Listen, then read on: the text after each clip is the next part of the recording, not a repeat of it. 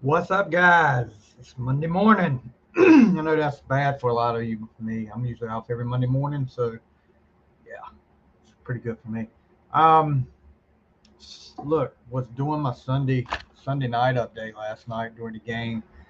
I don't know what was going on with the internet. Good old internet was letting me down, kept going in and out, so I finally said the heck with it, just dropped it. But believe it or not, guys, as crappy as it started, the Steelers are 2-1 and tied for the lead in the AFC North with the Baltimore Ravens right now. May not be pretty, but a win's a win. And the defense, once again, does the job. I think 4 sacks, 3 turnovers. I think they're leading the league in turnovers for us now. So, uh, yeah, it wasn't pretty, but you know, offense looked better the second half than they did the first half. Hold on 1 second. Let me get this. That ain't good. Yeah, the offense looked a little better. You know, we ran the ball well. Pickett didn't make too many bad decisions. No turnovers as far as Pickett. Although there was one that could have been a pick six. I think Marcus Peters. I don't know what happened there with Hayward. If he had, if he they weren't on the same page. That's for sure. Because Hayward went long and Pickett threw out that should have been picked off for a pick six and probably could have changed the whole outcome of the game.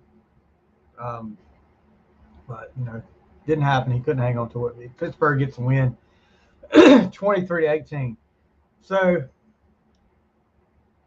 I was sitting there last night, and one of the things I was going to talk about last night in my update. Okay, the Ravens lost to the Colts, 22-19,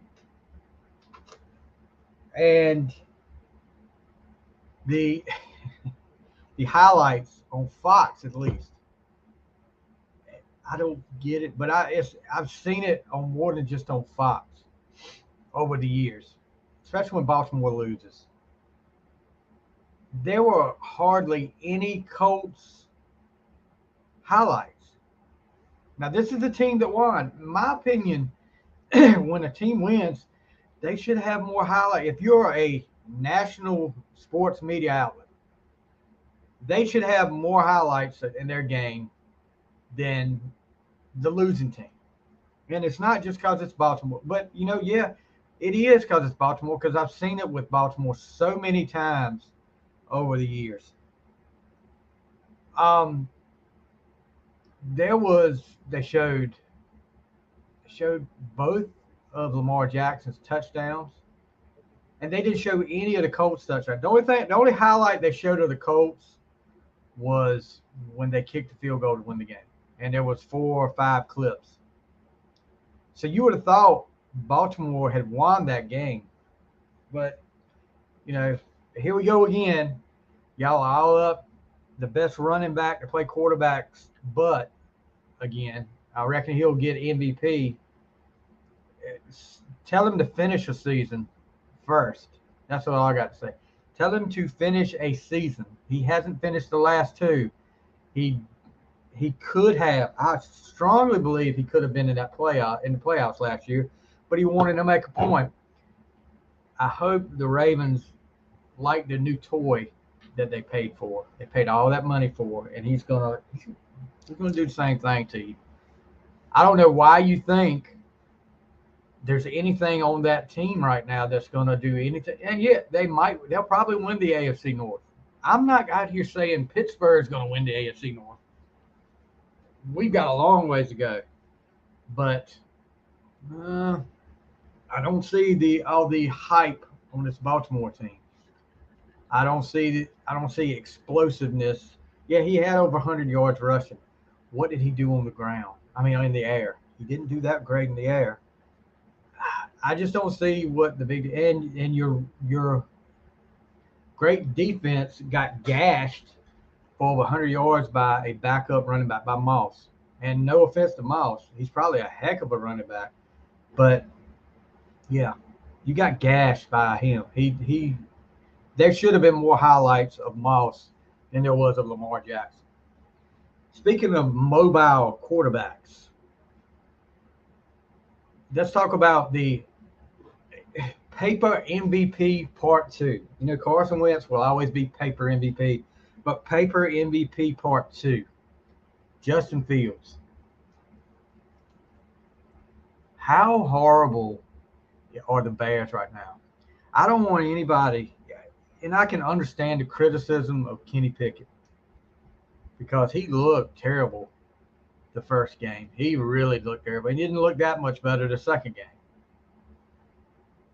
But if you're going to tell me that Justin Fields is a better quarterback than Kenny Pickett,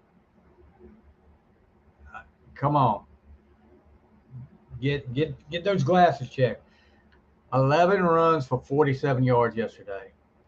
He had 99 yards passing.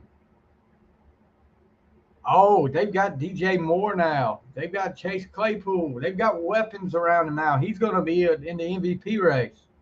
Stop. This is almost as bad as the ones that were saying that Colorado, after they beat TCU, was going to win the national championship. Coach Prime all the way. Now, I like what Deion's doing. I do like what Deion's doing. But come on. This is ridiculous. This is Kissel. To rob a line from another podcast. This is Kissel. Yeah, I mean, looking at that game last night, you know, Pittsburgh's defense is the front seven are really, really good, I believe. The secondary needs a lot of work. Okay, I mean, Devontae torched them. Luckily, he was the only one that really torched them. 192 yards receiving. I think he had 2 touchdowns. So, don't, you know, we've got a lot of work to do. I'll put it that way. We've got a lot of work to do. Redskins, Commanders. Boy, you ran into a buzzsaw yesterday. That was the Buffalo Bills, and they made you pay. 37-3 rout in Washington, and Sam Howell for his 4 interceptions. Look, this guy, he's come in, and everybody's made him like he's going to be the second coming. You know, you got Jacoby Brissett back there, the backup, and I haven't seen enough good things from Sam Howell. The Dallas game last year, the one he started last year against Dallas, everybody was caught up in that big win, and he played pretty good that game, but nobody had tape on him. Nobody knew his tendencies. Nobody knew this. So that's a lot of things catching up with Sam Howell now. We'll see how the year goes, how long they stay with it. Did you guys hear Matt Ryan and paper MVP Carson Wentz have been in contact with the Jets? Because yesterday, they self-destructed not only on the field, but on the sidelines. Did you see all the confrontations on the sidelines? I think Garrett Wilson had one with Zach Wilson. A running back had one with one of the assistant coaches. They are self-destructing. And, everybody was figuring, oh, they beat Buffalo. Well, that may very well, if this team stays the way it is, that very well may be the only win they get all year, the way they're playing right now. The defense cannot keep staying on the field. Zach Wilson looks like, oh gosh, I mean, I've never played quarterback before, but I can't imagine him looking much better than some of the quarterbacks I've coached in JV. it's not good. Hold on, guys. I got a message coming in.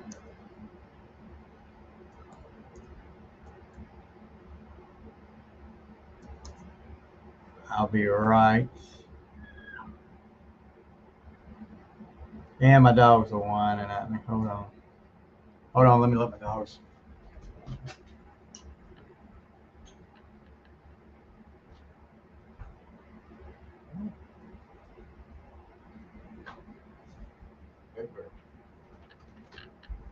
Yeah. I just don't see them. I don't see them winning many games at all. But I'm looking right now. What else we need to talk about today? Thank you, Michael Harrell. So we got two games tonight. Eagles and the Bucks. I got the Eagles in that. I know they're playing at Tampa. And then we got the Rams and the Bengals. I still don't know if Joe Burrow is going to play tonight. They're still iffy on him. Even if he does, the Rams are so wishy-washy. I don't know. They get that big win over Seattle, and they played really good with San Francisco for a while. But I'm going to go with the Rams. Detroit stays on track. 20-6 win. I told you guys about Atlanta. About don't put some of the power rankings had them in the top 10, and you got Desmond Ridder at quarterback. Just because Bijan Robinson is making a little bit of a splash at running back doesn't mean they're a top 10 team. And let's see, Desmond Ridder, 21 for 38, 201 yards, no TDs, no interceptions. Bijan Robinson, 33 yards on 10 carries. So not a great offensive output. Yes, Michael Harrell. And I think you meant to put Dolphins up here, I'm sure. The Dolphins hung 70 on the Broncos. Did you guys see Sean Payton after the game?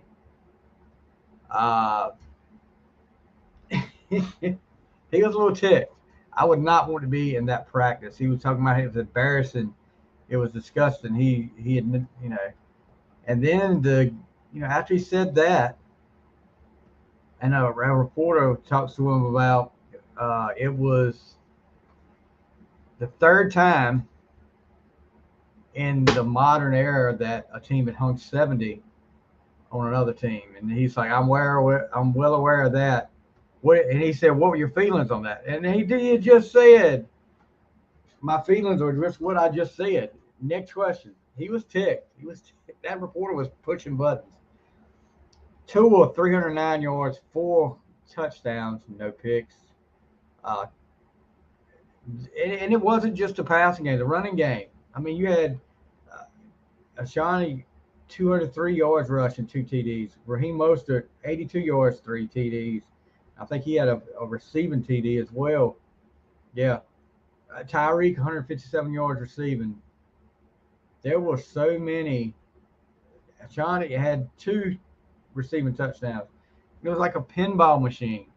But yeah, I'm telling you, this Dolphins, how maybe New England isn't that bad. Only holding 24, but the Broncos sure didn't have the defense set up to play with these guys. No doubt about it. Cowboys, and I want to get this exactly right, so I want to see exactly what he said. I read it last night, but I don't want to. I don't want to misquote him because it hit me like, oh, really? Hold on.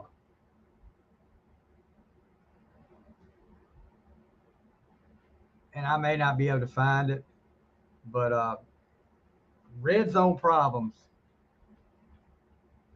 red zone problems for the Cowboys. You know, you get it down there so many times and you don't come away with nothing.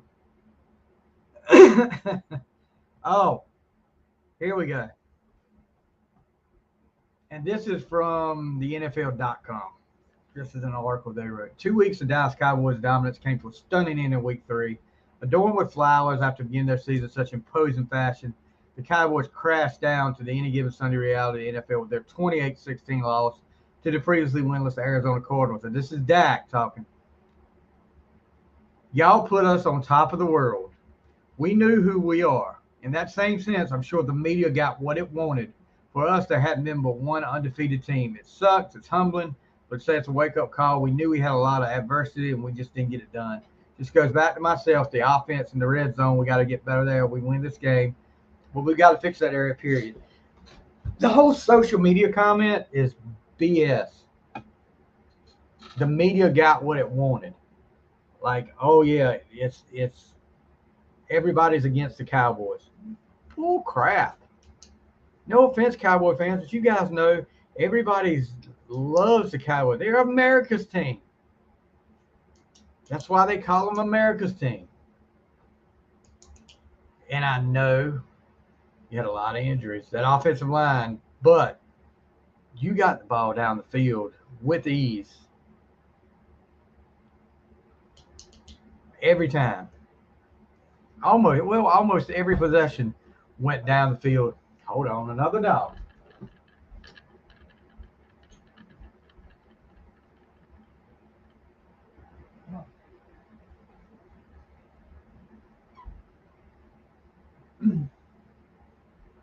So yeah, I don't buy into the media got what it's more like the media's against the Cowboys.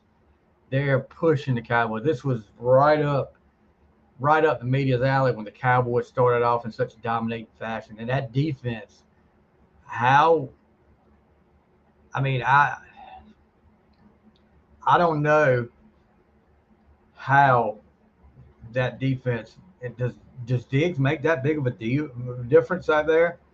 Because it wasn't just the run game. It was the passing. It's the run more than anything. They gashed the Cowboys on the run game. Let's see. Cowboys ran 75 plays, the Cardinals 53, but lost by 12 points. So that shows you the offense was moving the ball, just couldn't get in the red zone.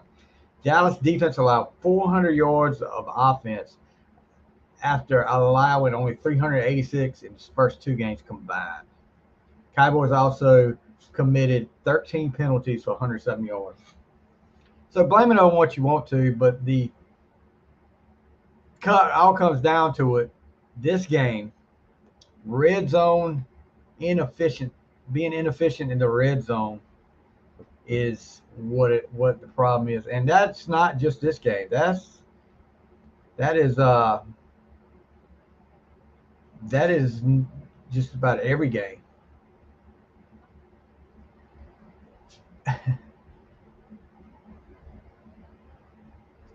Came against a Cardinals team once coached by the late Dennis Green, who memorably coined the phrase, if you want to crown them, then crown their ass. Talking about when he lost to the Super Bowl favorite Chicago Bears team. I mean, Josh Dobbs did a good job of managing that game. But yeah, the Cowboys, the undefeated is over. Let's see. We've got how many teams left undefeated? The Dolphins are undefeated. Nobody there. Nobody there. Eagles and the Buccaneers. So one of them will go down tonight, maybe. Looking at the standings are freaking ridiculous. So Tampa Bay, right now, if they were to lose to the Eagles tonight, it would be a 3-way tie for first place. And the Panthers sitting down there. Oh, excuse me, the 49ers are undefeated as well. That's going to be a tough one to get to unseat right there. The outscoring, they're outscoring their opponents 90-42, a 48-point differential. Who's the closest after that?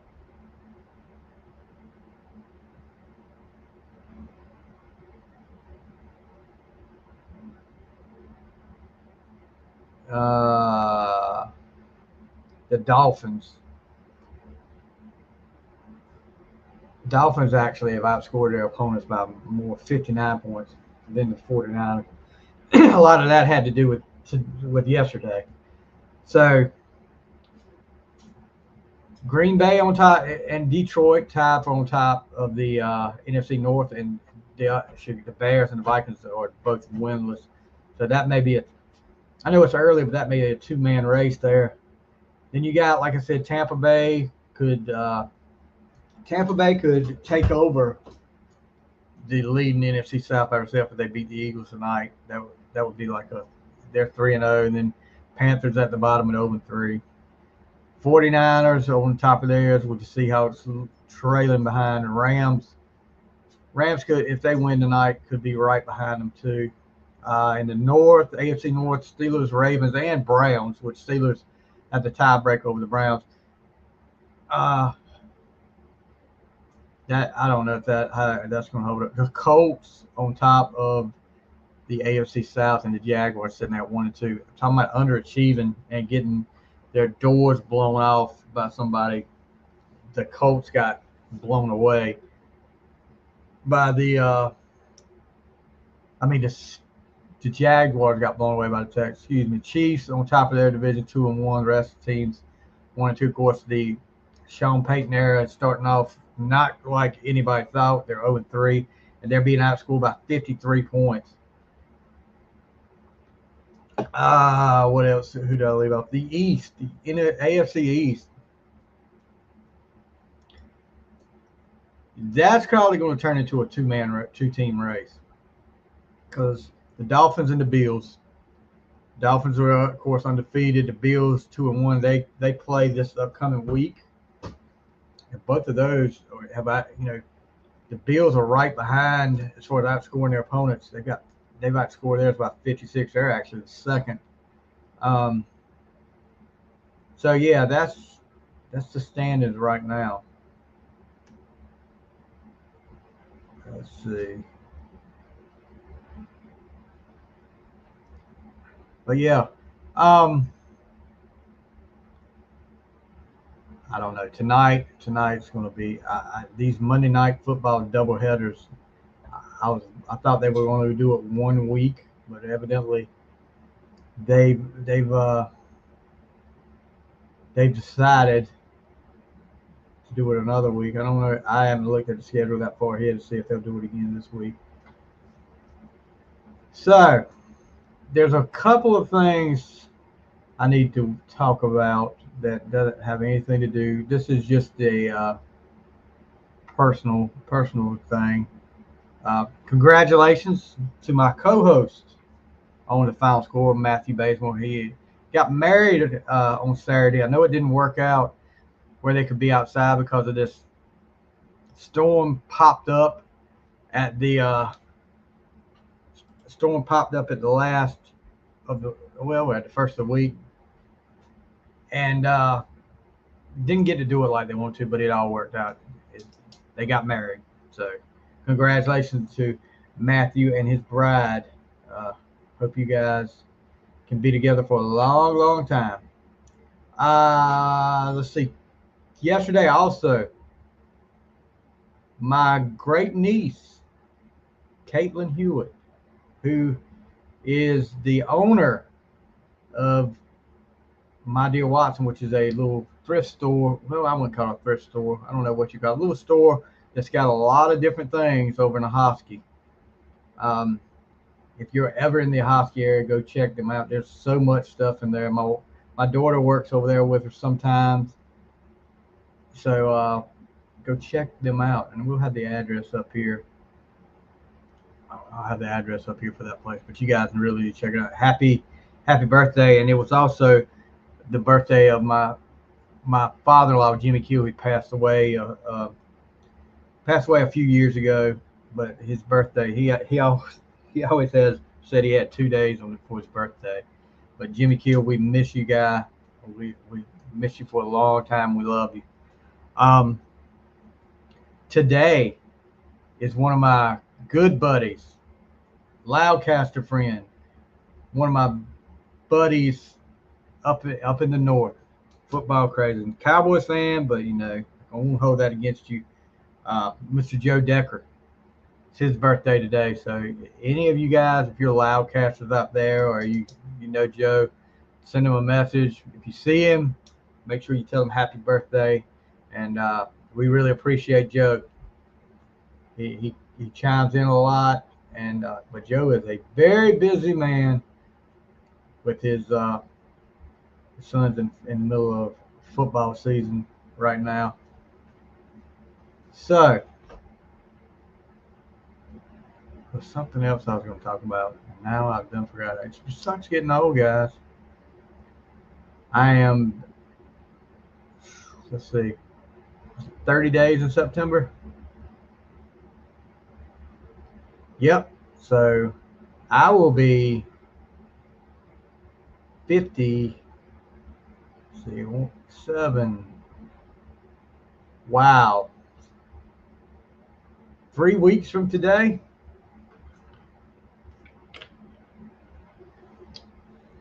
Three more weeks in my 40s. So I'll be glad to get there, guys. I really will. I know a lot of people say, you're old and all this, blah, blah, and all this. No, I don't mind getting old. I don't mind getting to 50. 50 used to be old to me, but I guess it's not anymore. Mean Joe Green, legendary Pittsburgh Steelers 77th birthday was yesterday. Robbie Brown and a big friend of the show, sent me the old Steelers Coca-Cola commercial with Mean Joe Green in it with a kid getting his jersey. Thanks, Mean Joe. But and I'm looking right now to see if there's anything else I need to talk about before we get out of here, because I got a busy day tonight. We have our makeup game from Friday that we didn't play because of the rain against Halifax Academy. So you guys, if you're in the area, come on out. Don't criticize the coach. I'm just messing. But yeah, let me see if there's any more, because there was some stuff I think I put in the group that I might want to talk about.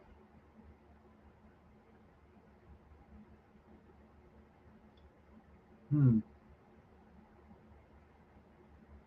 it doesn't look like it. So anyway, like we said yesterday, guys, we've got groups on Facebook, and here's our latest episode on the fly. You can find it right there. Andrew's Gambati, and I've actually got working on editing another show right now. That will be that was a really fun show. Dude, Andrew is a big time Kiss fan and a video guy, so check Andrew's stuff out. We've got the andrewsgambati.com is his website where you can check all of his stuff out. We talked about that yesterday. Find the On the Fly podcast. That's the Apple address. You can find us on Spotify, Good Pods, Podchaser. Give us a 5-star review. That'll help us more than you know. Doesn't take long either. There's the final score one. Like I said, you can find that on Spotify, Podchaser, Apple, wherever you want to. Just make sure you give us a 5-star review, guys. We really, really will appreciate it. Follow us on Twitter. Simple as that, On the Fly. I think right now, and I'm looking right now, if you see me darting away, and if I freeze up, I'm sorry, because this internet has been acting cuckoo. I'll check and see how many we got now. So 2,149 followers. I want to get to 2,200. That's my next goal. If you're on Twitter, make sure you follow us On the Fly. And if you're on Facebook, there's a group there, Facebook group On the Fly. Go request to be a member of On the Fly. Join in. And there's our YouTube channel. Subscribe. Notre Dame don't know how to count. Yeah, Michael Harrell, you're right. 10 guys on the field on that last play. against Ohio State that cost them the game. Yeah, that's not good. And I think it happened more than once from what I'm hearing. But anyway, guys, excuse me. It's almost 10 o'clock. You guys have a great Monday. I know Monday, a lot of people getting back to work. My Monday will be tomorrow. So you guys have a great rest of your day. And thank you all. Thank you, Michael, for chiming in. I'll put Michael up there. Yeah. Thank you all for chiming in. And we will see you next time on The Fly and on The Final Score.